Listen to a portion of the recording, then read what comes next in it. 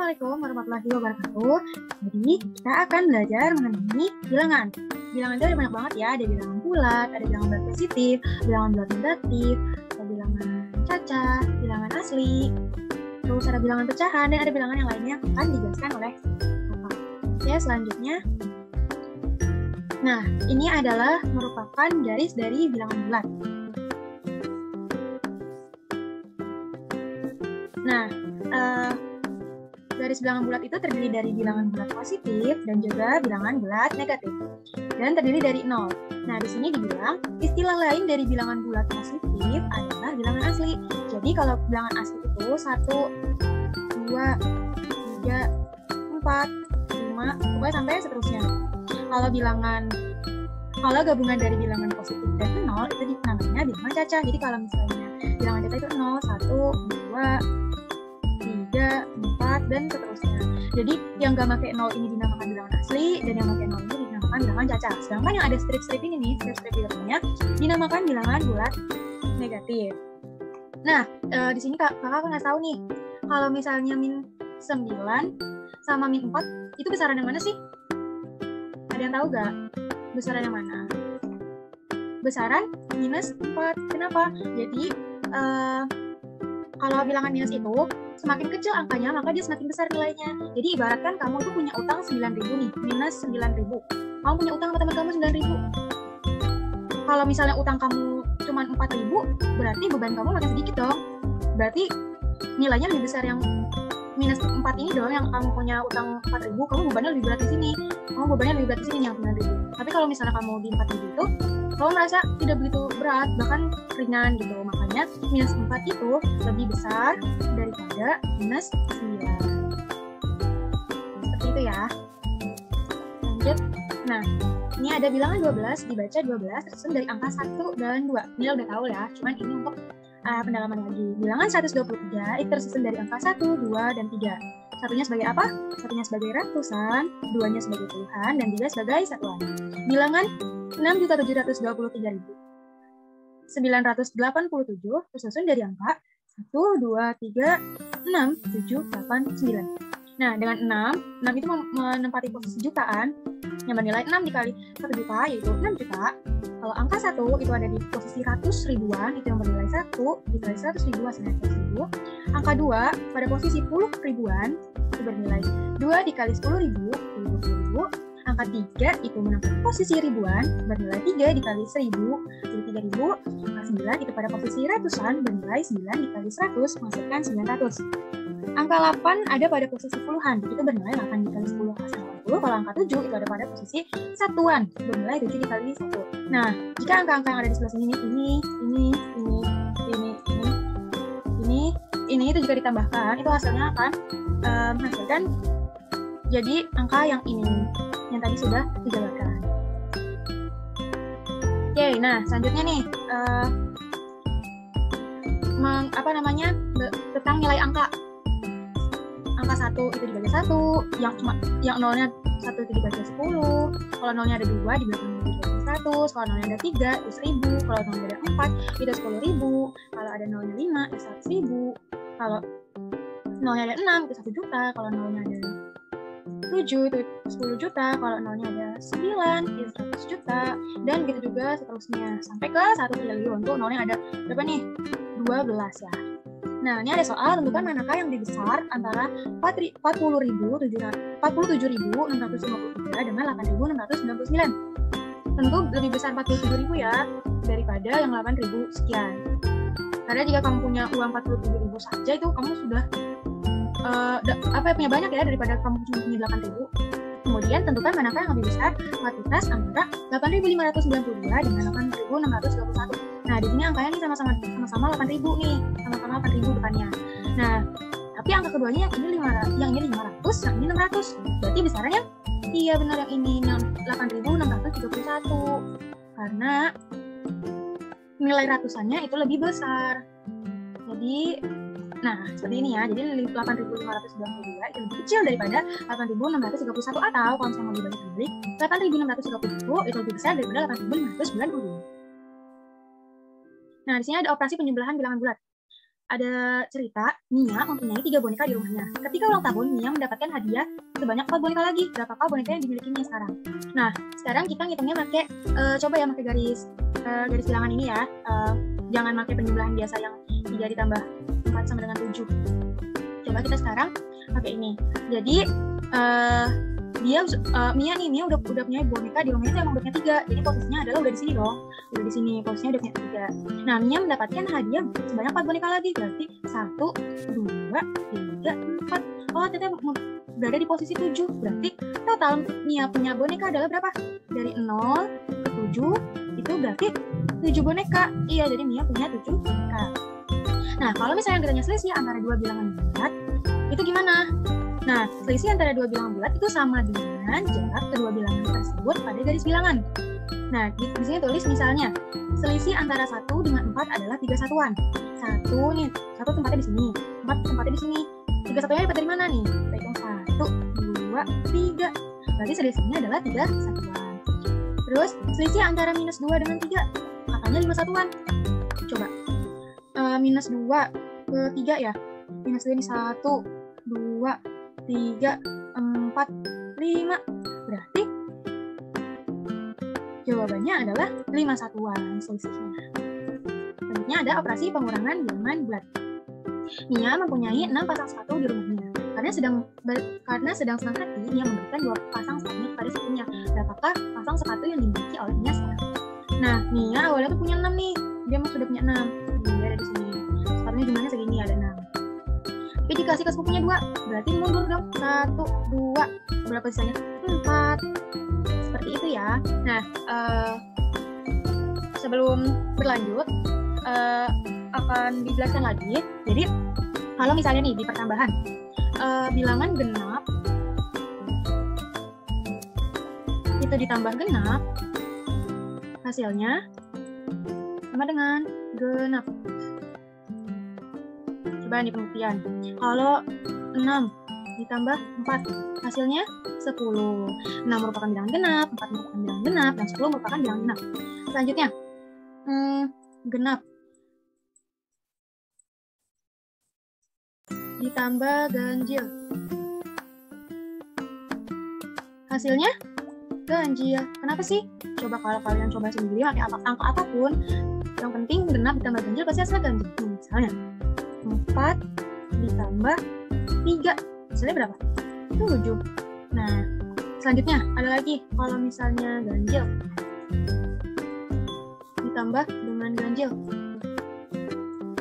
hasilnya genap. Kenapa sih? Karena misalnya nih 1 ditambah 1 sama dengan 2. Terus 3 ditambah 3 sama dengan 6. Terus 3 ditambah 7 sama dengan 10. Ya kan? Nah, seperti itu ya. Terus ada lagi mengenai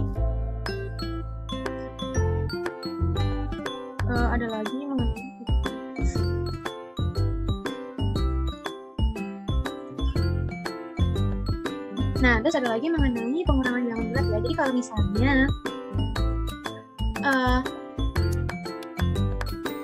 kita punya utang 7, itu dibayar dengan 2. Maka utang kita menjadi 5. Jadi kalau kita punya utang 7 ditambah utang lagi 2, maka utangnya menjadi minus 9. Terus kalau misalnya kita punya kalau kita punya uang 7 tapi ternyata punya utang 2, ternyata duit kita itu ada 5. Jadi sampai sini paham nggak? Jadi kalau misalnya kalau kita punya utang 7 tapi dibayarnya 2, itu kita masih punya utang. Itu sebanyak 5, masih minus 5 karena utang kita itu terlalu banyak. Sedangkan coba kalau misalnya dibedain sama yang utang kita cuma 2, tapi kita punya uang 7.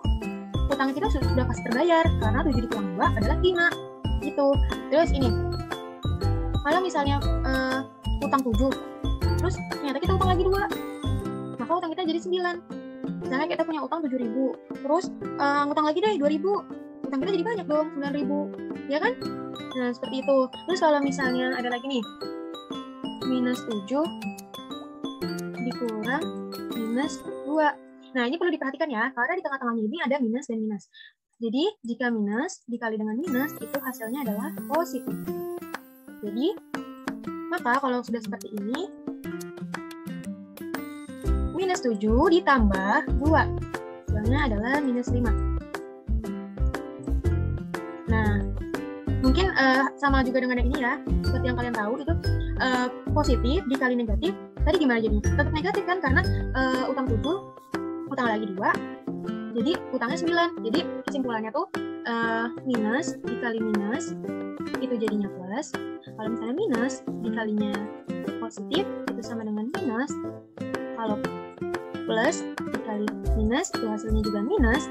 Kalau misalnya plus dikali dengan plus hasilnya tetap plus. Seperti itu ya.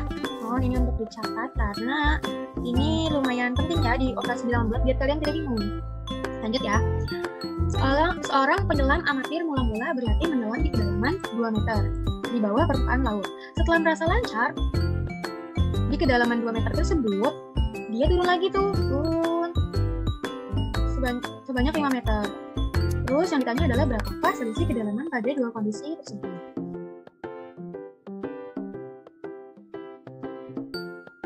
Nah, ini kan penyelamnya itu sudah ada di kedalaman 2 meter ya.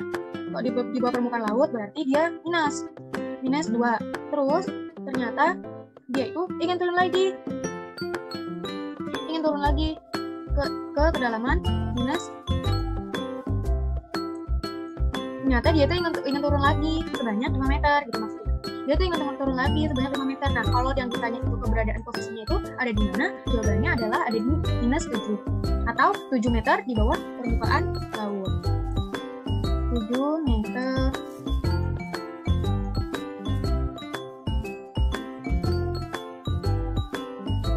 Nah, tapi kalau misalnya ditanya selisih, ditanya berapakah selisih kedalaman pada dua kondisi tersebut, berarti yang ditanya itu seperti ini. Bentar ya, dihapus dulu. Nah, yang ditanya tuh seperti ini. Kan berarti kalau misalnya yang pertama itu kan minus 2. Nah, yang kedua itu di minus 2 dia turun lagi. Banyak 5 meter. Nah, yang ditanya kan berapakah selisih kedalaman pada dua kondisi tersebut. Nah, berarti selisih dari minus 2 dengan minus 5. Gimana sih? Minus 2, selisih itu apa? Selisih itu dikurang ya. Selisih itu dikurang minus 5. Maka jadinya minus 2 ini sama dengan 2. Maka jadinya minus 2 ditambah. Karena apa? Minus dikali minus hasilnya adalah plus 5. Nah, kalau misalnya di garis bilangan itu seperti ini. Minus 2 berarti sudah ada di sini. Plus 5 berarti ke depan. 5 ke kanan ya. 1, 2, 3, 4, 5. Berarti selisih kedalaman itu adalah 3. Seperti itu ya.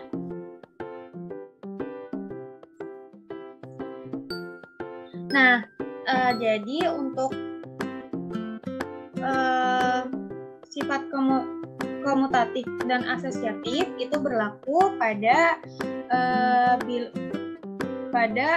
penjumlahan bilangan bulat. Kalau komutatif itu pertukaran. Nah, kalau misalnya A tambah B itu sama dengan B tambah A. Coba, ini benar apa enggak? Kalau misalnya 2 ditambah dengan 3 itu hasilnya itu sama enggak dengan 3 ditambah dengan 2? Coba, 3 tambah 2, 5. 2 tambah 3, 5. Maka sifat ini benar ya, sifat komutatif itu ternyata berlaku di operasi penjumlahan bilangan bulat. Kalau misalnya sifat asosiatif, coba kita buktikan benar apa enggak. Kalau misalnya 2 ditambah 3 ditambah 4 apakah sama dengan 2 ditambah 3 ditambah dengan 4. Cek, sekarang kita cek ya. Kita hitung dalam kurung dulu. 3 ditambah 4, 7. Ditambah 2, 9 ya. Ini 5. 3 tambah 2, 5. Tambah 4. Ternyata hasilnya sama-sama dengan 9. Maka sifat asosiatif itu berlaku pada operasi penjumlahan bilangan bulat. Nah, sekarang ada operasi perkalian bilangan bulat. Seperti yang kita tahu, perkalian itu kalau misalnya 5 dikali 6, itu berarti 6-nya ditambah sebanyak 5 kali. 1, 2, 3, 4, 5. Nah, hasilnya adalah 30. Jadi 6-nya ada 5 kali. Atau kalau misalnya di garis bilangan,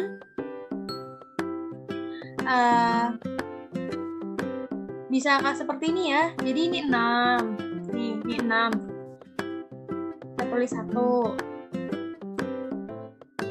Ini 6 tambah 6 lagi. 2. Ditambah 6 lagi. 3. Ditambah 6 lagi. 4. Tambah 6 lagi. Hasilnya 30. Jadi 5 kali 6. 6-nya ada 5 kali, ya kan? Selanjutnya, ketika memasuki musim dingin, suhu di negara Eropa sering kali turun drastis. Setiap 1 jam itu turun sebesar 2 derajat. Kalau turun berarti minus ya. Jadi ini minus 2 derajat setiap 1 jam. Per jam. Jika pada pukul 18.00 suhu di sana itu 10 derajat. Nah, kalau misalnya pada jam 24.00 itu berapa? Nah, kita cari dulu ya, ini jadinya berapa jam nih? Jadi 24.00 dikurang 18.00.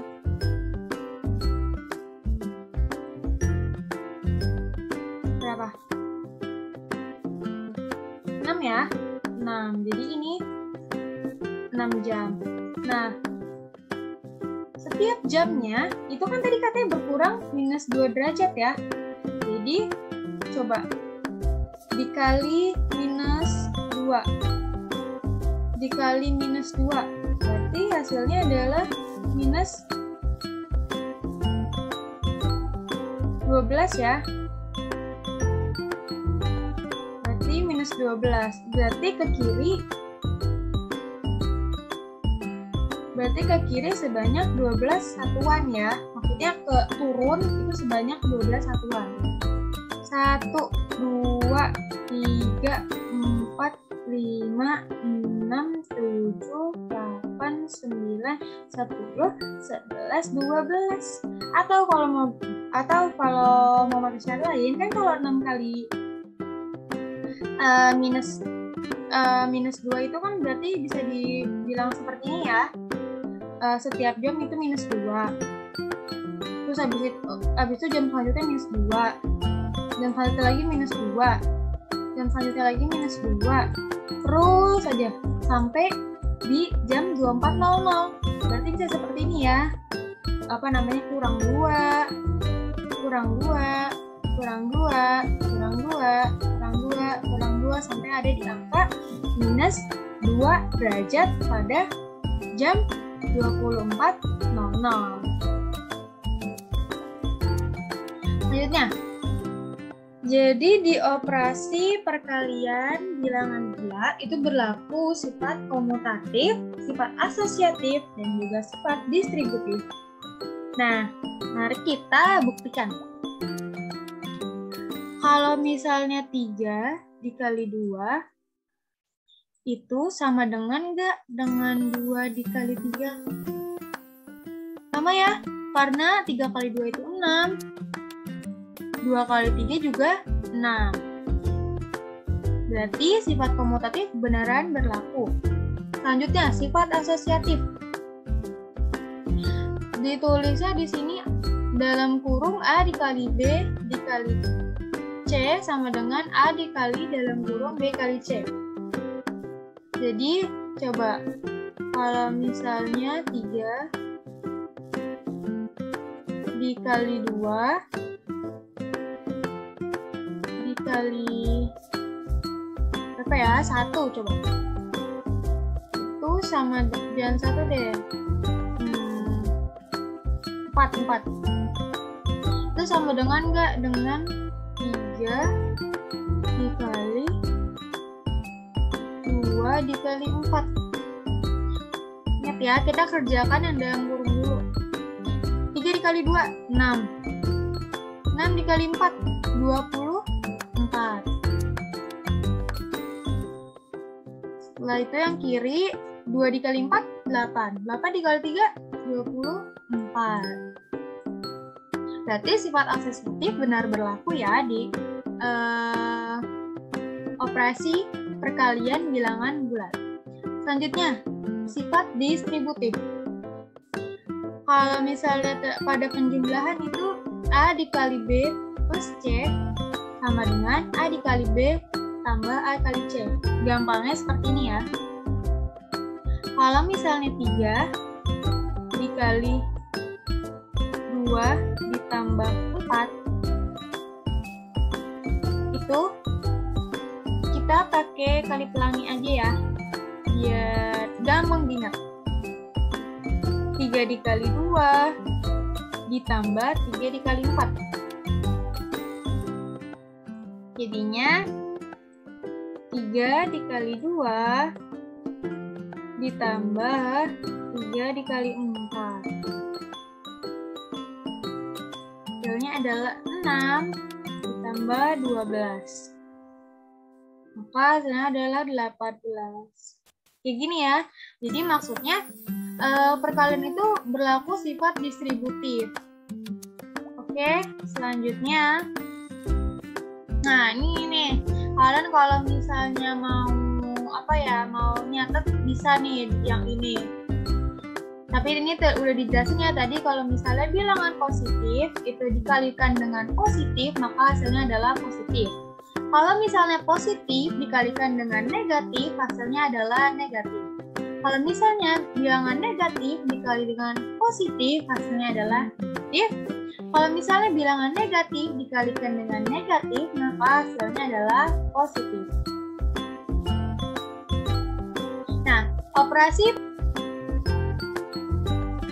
Nah, selanjutnya nih ada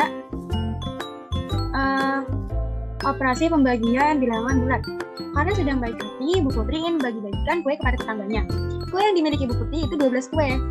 Nah, sedangkan tetangga yang akan diberi kue tersebut ada 6 tetangga. Bu Putri ingin membagi rata semua kue tersebut. Maka masing-masing tetangga mendapatkan berapa kue. Nih, Bu Putri kan punya 12 kue. Ingin dibagikan kepada 6 tetangganya. Nah, pengen dibagikan sama rata. Mungkin kalau misalnya pakai cara biasa itu 12 dibagi 6 itu sama dengan 2 ya. Tapi kalau misalkan secara konsepnya adalah jadi 12 kuenya itu dibagikan ke 6 tetangga sama rata. Kalau dibagi 6 itu sama ratanya berarti mendapatkan 2. Berarti ini sama dengan juga 12 dikurang 2. Ini dikasih nih ke tetangga 1. Ini dikurang 2. Ke tetangga yang 2. Ini dikurang 2. Kurang 2. Kurang 2. Sama dengan 0. Udah habis nih, udah habis karena udah dibagi sama rata. Jadi tangga 1 dapat 2, tangga 2 dapat 2, tangga 3 dapat 2, tangga 4 dapat 2, tangga 5 dapat 2, tangga 6 dapat 2.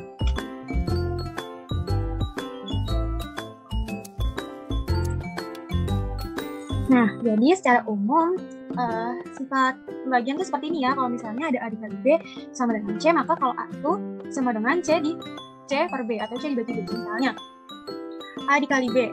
Misalnya 6 dikali 2 sama dengan berapa? 12 ya.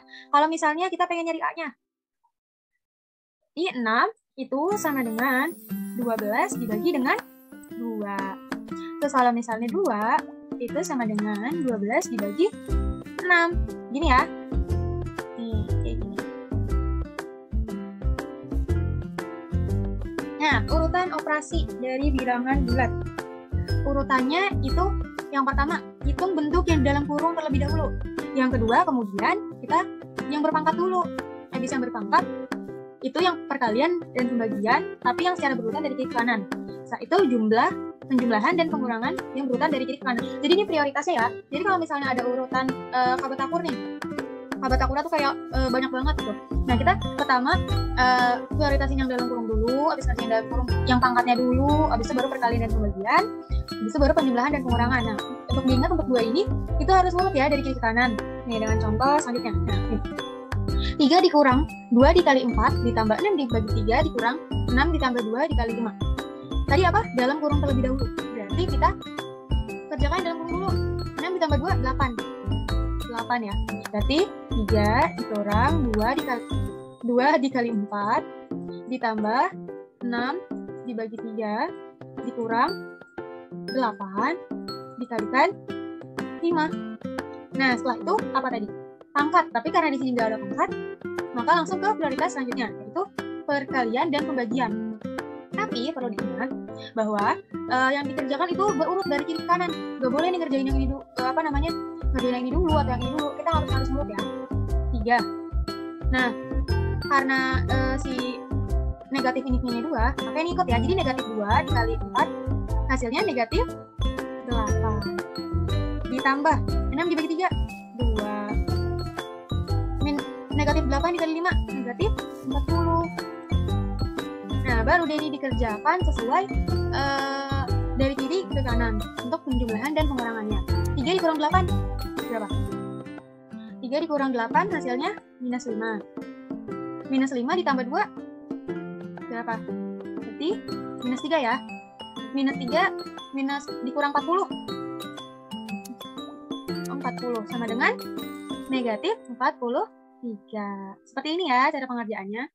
Harus mengerti prioritasnya apa terlebih dahulu. Selanjutnya kita belajar tentang bilangan prima.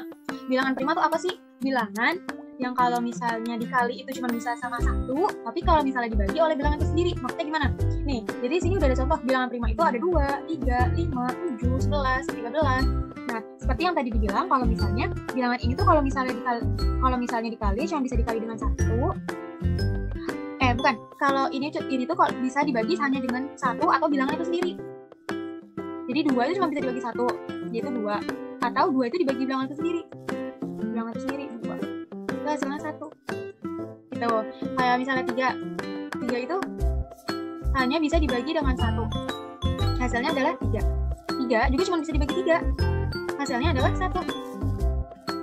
Seperti itu ya, begitu juga dengan 5, 7, 11, 12, 13, dan seterusnya. Nah, setelah itu ada bilangan pecahan. Bilangan pecahan adalah bilangan yang terdiri dari pembilang dan juga penyebut. Nah, yang mana sih yang pembilang dan mana juga penyebut? Nih, ambil contoh seperempat ya. 1/4. Yang atas ini sebagai pembilang dan yang bawahnya ini sebagai penyebut. Dengan syarat penyebutnya ini itu nggak boleh 0. Karena kalau misalnya 0 itu tidak terdefinisi ya, maksudnya tidak ada jawabannya, tidak terdefinisi. Jadi kalau misalnya 1 dibagi 0 itu tidak terdefinisi jawabannya. Jadi makanya syaratnya itu yang penyebutnya ini nggak boleh 0, angka apa aja asal dia tuh nggak 0 gitu ya. Nah, jadi di sini ada gambar nih. Kenapa gambar ini dikatakan 1/4? Jadi ini yang diarsir itu 1 dan keseluruhan itu ada 4. Ada 1, 2, 3, 4. Coba kalau yang ini yang bawahnya ada 1, yang diarsir 1 berarti 1. Sisanya yang tidak diarsir dan yang diarsir totalnya 1, 2, 3, 4. 1/4. Gitu juga dengan yang lainnya ya, mengikuti. Jadi kalau misalnya contohnya di sini nih, ini ada kue dibagi dipotong jadi 3. Nah, bagian dari 3 ini adalah 3/8. 8 itu dari total potongan kuenya. Seperti itu ya. Jadi kalau misalnya ini juga 1, 2, 3, 4. Itu keseluruhannya 1, 2, 3, 4, 5, 6, 7, 8. Ada 8. Jadi 4/8. Seperti itu ya. Selanjutnya, nah ini menentukan apakah digunakannya menggunakan tanda lebih besar, lebih kecil, ataukah sama dengan. Nah, cara untuk kita tahu itu biasanya bisa menggunakan kali silang. Ini dikali ke sini, ini juga dikali ke sini. 3 dikali 2, 6. 4 dikali 1, 4. Jadi 6 sama 4 gedean mana? 6. Jadi tandanya 6 lebih besar daripada 4. Begitu juga yang ini ya. 2 kali 10, 20 ya. 8 dikali 3, 24. Maka tandanya memakai lebih kecil dari, karena 20 lebih kecil daripada 24. Atau kalau misalnya ini nih, menggunakan logika. Kalau misalnya kita punya angka 3 dibagi 100 sama 5, punya angka 5 dibagi 100. Nah, sudah pasti angkanya lebih besar yang 5 bagi 100 ya. Kenapa? Karena kalau misalnya yang dibagi itu sama nih, kita lihat ya, ini dibagi itu sama, tapi pembilangnya beda, ini 5, ini 3, 5 itu lebih besar, jadi pembagiannya bisa dapat lebih banyak daripada kalau misalnya cuma 3, paham nggak? Atau kalau misalnya dijadikan desimal, jadi 3/100 itu adalah 0,03, kalau misalnya 5/100 itu adalah 0,05. Nih, jadi hitungannya adalah 100 kan 0, 2 nih, 1, 2 gini ya, terus ini juga 1, 2 gitu ya. Nah, gedeannya mana? Gedean yang 0,05 ya kan? Seperti ini. Nah, ini juga kalau misalnya 1 dibagi 100, itu pasti jumlahnya bakal kecil banget dong kalau dibanding 1 dibagi 10. Ya kan? Makanya ini memakai tanda lebih kecil dari, atau kalau misalnya kita mau pakai desimal, kita bisa dengan 0,01 dan 0,1. 0,01 sama 0,1 pasti lebih gede 0,1 ya. Gitu. Nah, terus jadi sekilas udah tentang desimal. Nih desimal tuh kalau misalnya 3/10 itu sama dengan 0,3. Kalau misalnya 5/10 itu sama dengan 0,5. Begitu juga kalau misalnya 100 ya, kayak gini persis. Terus kalau misalnya persen itu misalnya 25%. Berarti sama dengan 25/100. Tahu kalau mau sama-sama dibagi 25, ini juga sama-sama dibagi 25, maka jadi 1/4 gitu ya. Jadi 25% itu senilai dengan 25/1, senilai juga dengan 1/4, dan juga senilai dengan 0,25. Jadi ini semua senilai ya. Nah, coba contoh lagi. Kalau misalnya 30% itu sama dengan 30/100. Terus ini kita coret ya nolnya, coret. 3/10 tadi berapa? 0,3. Ya kan? Nah, ini juga senilai. Jadi 30% senilai dengan 30/100, senilai juga dengan 3/10, senilai juga dengan 0,3. Nah, ada soal nih. Nina membeli 1/4 kg jeruk. 1/4 kg jeruk. Tapi, mengingat teman-temannya akan datang ke rumah, ia membeli lagi 3/4 buah jeruk. Tambah 3/4 buah jeruk. Berapa berat jeruk keseluruhan? Maka kalau misalnya penyebutnya sudah sama, ya tulis lagi ya penyebutnya sama. Nah, tinggal kita tambah aja atasnya, 1 ditambah 3 itu adalah 4. Nah, 4 dibagi 4, 1. Berarti jumlah keseluruhannya adalah 1 kg buah jeruk. Nah, tadi sekilas udah ya tentang tentang pertambahan di belakang pitahan dari soal kita yang tadi. Nah, sekarang akan dijelaskan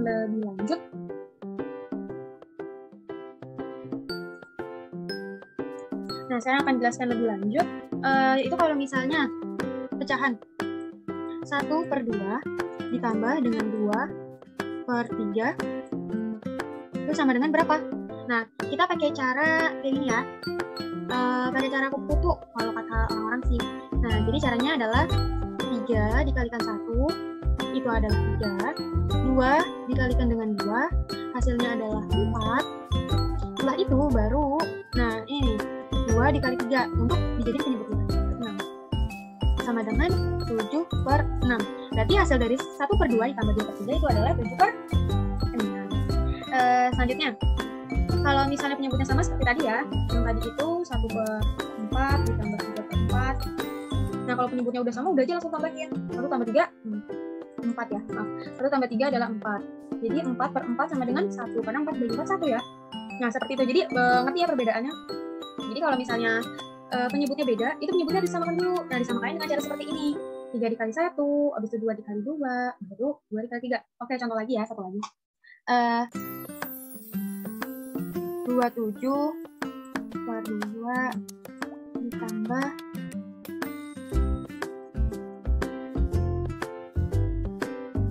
4 per 1.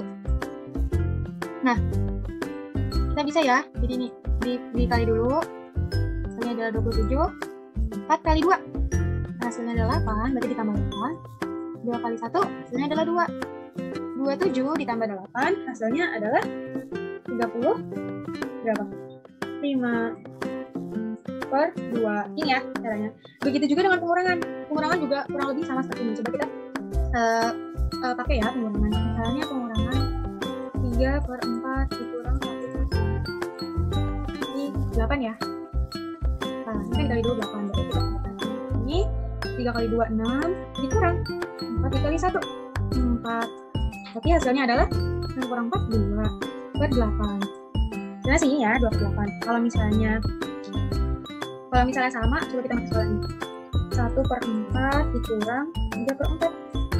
Nah, karena penyebutnya udah sama, maka langsung aja 1 dikurang 3 minus 2. Seperti ini ya jawabannya. Nah, selanjutnya kalau misalnya penjumlahan udah, pengurangan udah, maka selanjutnya adalah perkalian. Nah, perkalian ini sebenarnya lebih simpel daripada operasi penjumlahan atau pengurangan. Karena langsung aja, misalnya 2 per 4 dikalikan 3 per 7. Itu berapa hasilnya? Tinggal kalinya aja, 2 dikali 3, 6 per 4 dikali 7, 28. Udah deh, udah jawabannya kayak gini. Nah, itu lebih gampangnya. Perkalian itu seperti itu, tapi kalian jangan sampai tertukar ya antara perkalian dengan penjumlahan. Nah, misalnya kayak gini, 4 per 6 dikali 10 per 7. Dengan berarti 4 dikali 10, 40 per 6 dikali 7, 42. Nah, selanjutnya pembagian. Nah, pembagian ini juga nggak terlalu ribet, karena caranya juga cuma satu gitu ya, nggak ada yang seperti tadi. Kalau misalnya penyebutnya beda, ya udah tetap masih bisa dibagi. Misalnya 2 per 3 dibagi dengan 1 per 6. Gimana caranya? Nah, caranya itu adalah dibalik ya, yang ininya. Yang sebelah sini dibalik ya. Jadi 2 per 3 dikali dengan 6 per 1. Jadi ini dibalik ya. Yang tadinya 1 di atas, jadi di bawah. Yang tadinya 6 di bawah, jadi di atas. Nah, udah deh, kalau udah perkalian kayak gini, gampang kan, tinggal ngaliin atas sama atas, bawah sama bawah. 2 kali 6, 12. 3 kali 1, 3. Nah, bisa nih, 12 dibagi 3 berapa? 4. Seperti itu ya. Coba sama-sama lagi. 3 per 2 dibagi 7 per 14.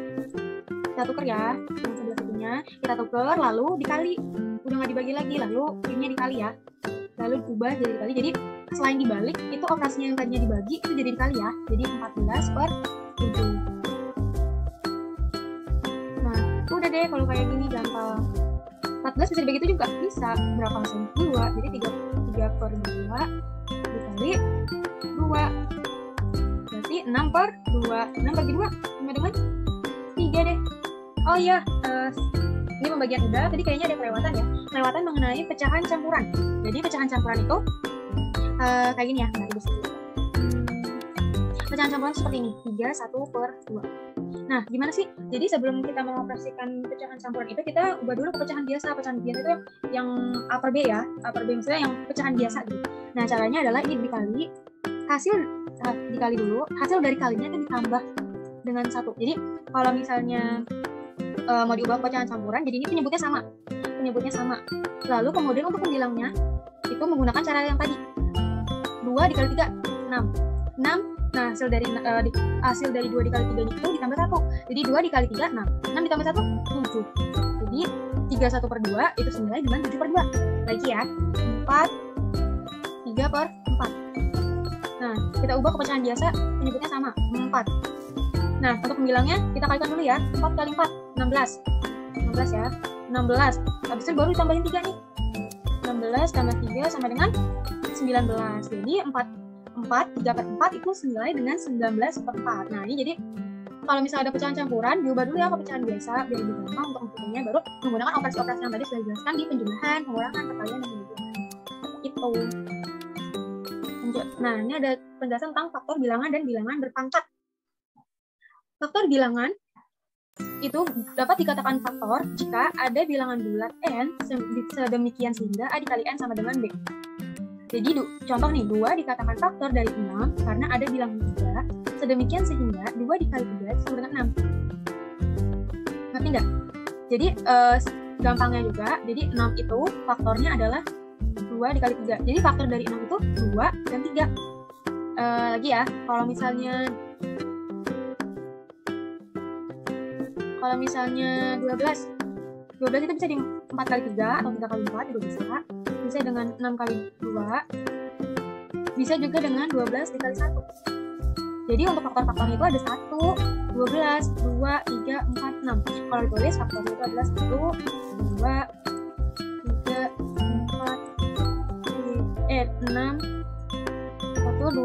3, 4, 6 dan 12. Ini ya. Nah, atau kayak gini nih. Dengan cara seperti ini, jadi 648 itu dibagi 2, 124 dibagi 2 lagi, jadi 162 dibagi 2 lagi, jadi 81 dibagi 3. Nah, jadi 81 ini udah nggak bisa dibagi 2 ya, jadi langsung dibagi 3. Dibagi 3 jadi 27, 27 dibagi 3 itu 9, 9 dibagi 3 itu 3, dan 3 dibagi 3 itu 1. Jadi kenapa kita pakai 2 dulu? Karena ini merupakan, 2 dan 3 itu merupakan bilangan prima.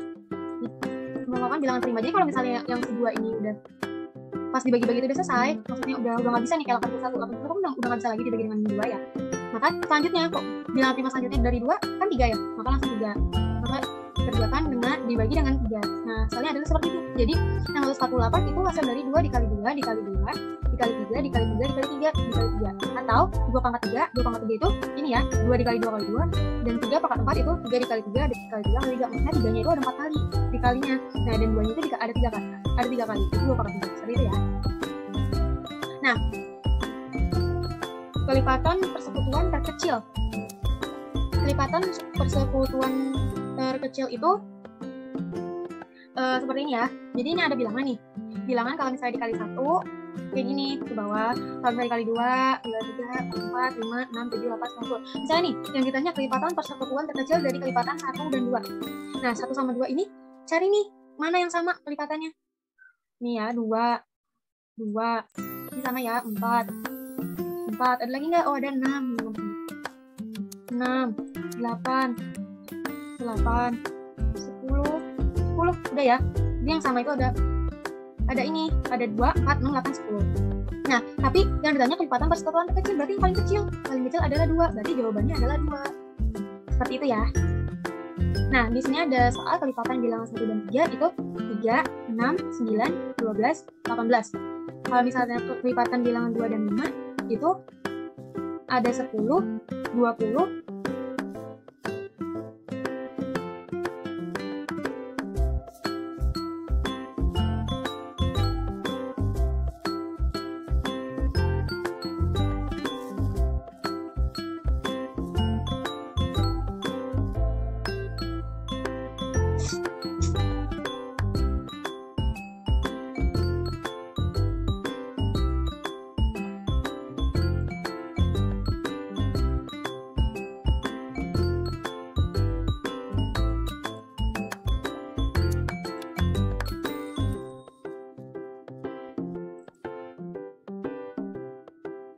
Nah, selanjutnya kalau misalnya pakai cara seperti ini bisa sih, kalau misalnya nih angkanya tuh besar, kayak misalnya 24 itu sama 12, KPK-nya berapa? Nah, nanti kita kali dulu.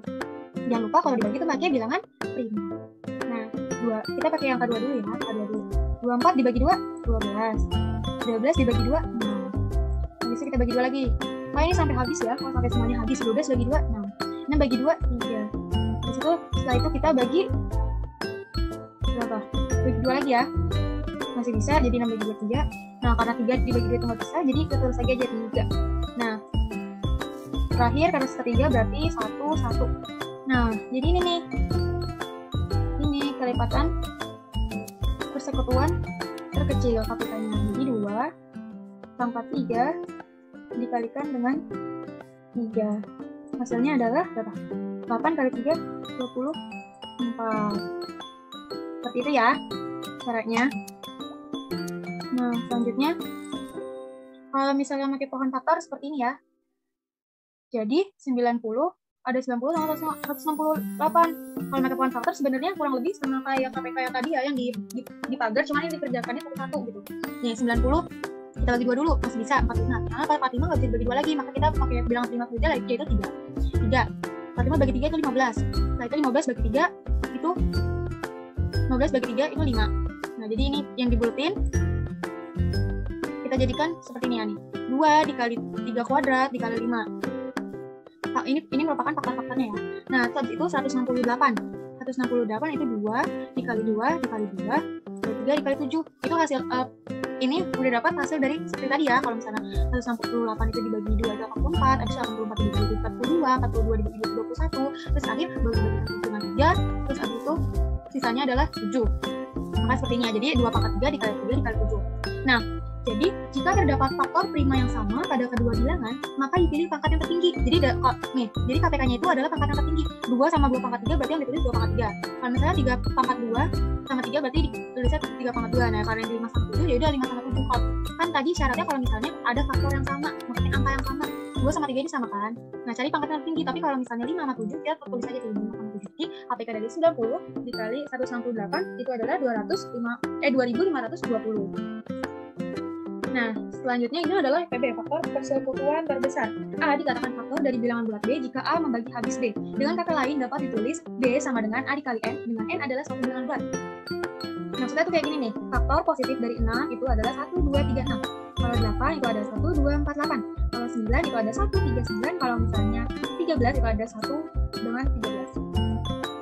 Nah, pakai angka yang tadi tuh, angka yang sama 90 sama 168.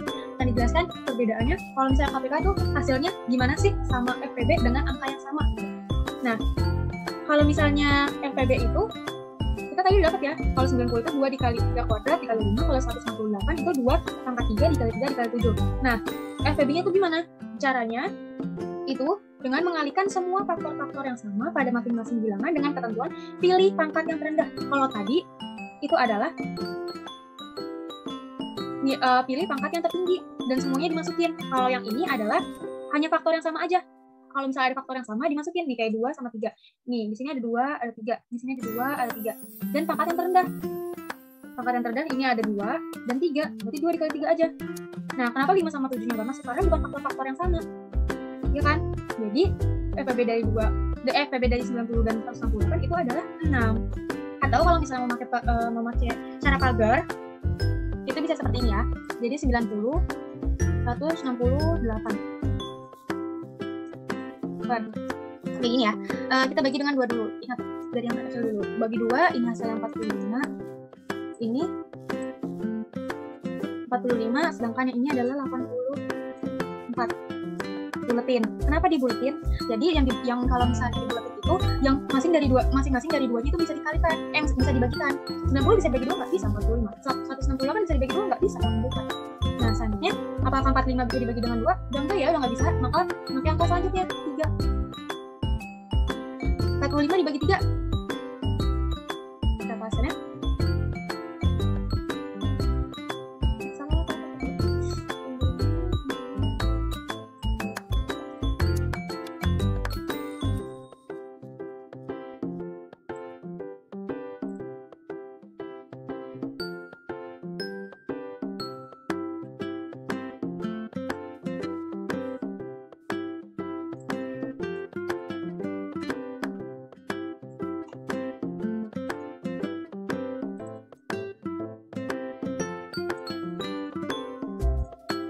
Atau kalau memakai cara pagarnya itu kayak gini ya, 90, 168.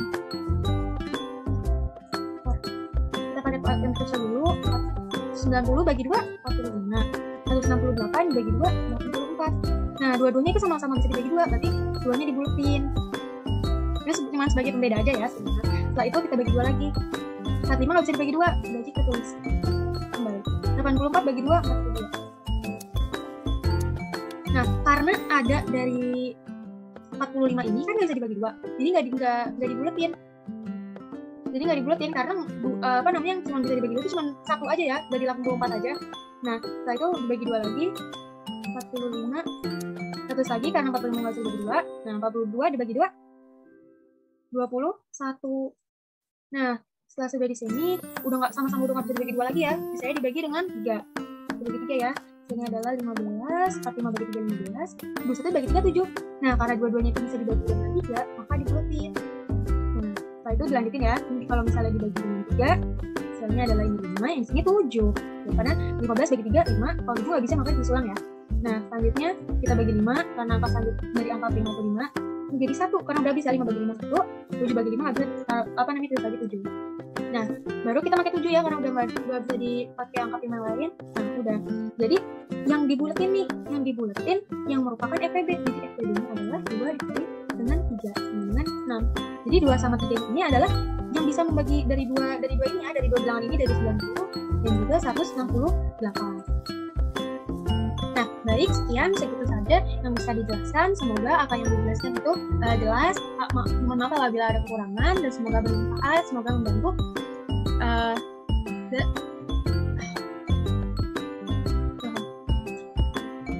Jadi udah ya, segitu saja yang bisa dijelaskan. Karena materinya semua selesai, semoga apa yang dijelaskan itu jelas. Dan semoga juga bermanfaat. Mohon maaf apabila ada kekurangan. Terima kasih. Wassalamualaikum warahmatullahi wabarakatuh.